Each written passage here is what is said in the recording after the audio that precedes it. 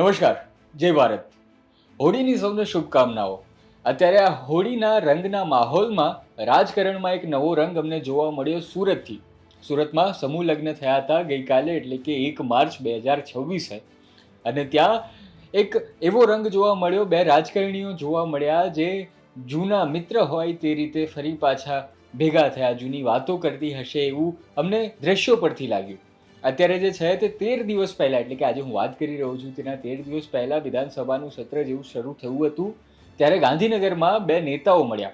એક હતા વિસાવદરના નવા બનેલા એમએલએ ગોપાલ ઇટાલિયા, તો બીજી તરફ હતા જયેશ રાદડિયા, ભારતીય જનતા પાર્ટીના નેતા છે, અને ગોપાલ ઇટાલિયા આમ આદમી પાર્ટીના નેતા. એમ તો વિધાનસભાની અંદર જ્યારે બંને ગૃહમાં ચર્ચા થતી હોય ત્યારે બંને પક્ષ જે છે, બંને પક્ષના નેતાઓ જે છે તે આમ સામે આવતા હોય છે, પણ જેવી ચર્ચા પૂરી થઈ ત્યારબાદ કંઈક આવા દ્રશ્યો જોવા મળ્યા જેમાં ગોપાલ ઇટાલિયા અને જયેશ રાદડિયા બંને એકબીજા સાથે ખૂબ હળવા અંદાજમાં વાતો કરી રહ્યા હતા અને ગળે મળી રહ્યા હતા. પણ આ તો ભૂતકાળની વાત થઈ. હવે ગઈકાલની વાત પર આવીએ તો એક સમૂહ લગ્ન યોજાયો હતો, એક ટ્રસ્ટનો સમૂહ યજ્ઞ હતો, અને એમાં 141 દીકરીઓના લગ્ન થયા હતા, અને તેમાં મુખ્ય અતિથિ તરીકે આવ્યા હતા પાટીદાર સમાજના આગેવાન. હું મિત્રો પાટીદાર સમાજ જે છે તેને બોલ્ડ કેપિટલ અક્ષરમાં કહી રહ્યો છું કે તેના જે બે આગેવાનો હતા, એટલે કે ગોપાલ ઇટાલિયા અને જયેશ રાદડિયા, તેઓ સુરતના મહેમાન બન્યા હતા.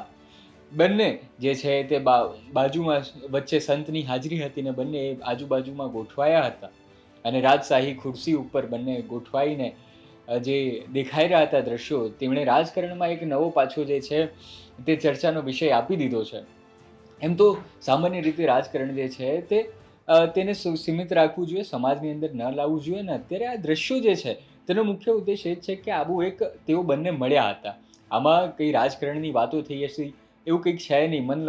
એટલે કે કોઈ સામાન્ય રીતે એવું નહીં કહેશે કે આ મળવાથી ગોપાલ ઇટાલિયા જે છે તે ભાજપમાં આવશે કે પછી જયેશ રાદડિયા આમ આદમી પાર્ટીમાં જોડાઈ શકે છે, તેવી કંઈ સંભાવનાઓ નથી. તેઓ ફક્ત મળ્યા હતા જેની અત્યારે ખૂબ ચર્ચા છે. એટલે કે રાજકારણની આસપાસ જે છે, રાજકારણને છોડીને તેઓ બંને સારા મિત્રો હોય તેવું અત્યારે લાગી રહ્યું છે. હમણાં થોડા સમય પહેલા જ્યારે હાર્દિક પટેલ વિરમગામના જે ધારાસભ્ય છે તેમને ત્યાં પુત્રનો જન્મ થયો ત્યારે પણ કોંગ્રેસના ઘણા નેતાઓ તેમના ઘરે જોવા મળ્યા હતા. તો રાજકારણમાં જે આવી રીતે માહોલ સર્જાય છે તે જોઈને પ્રજા ખુશ તો થાય છે.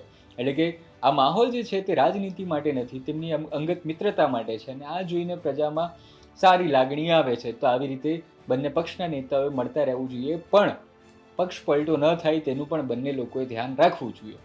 આ વિડીયો તમે જુઓ અને માહિતી કેવી લાગી તેમને જરૂર જણાવજો. ધન્યવાદ.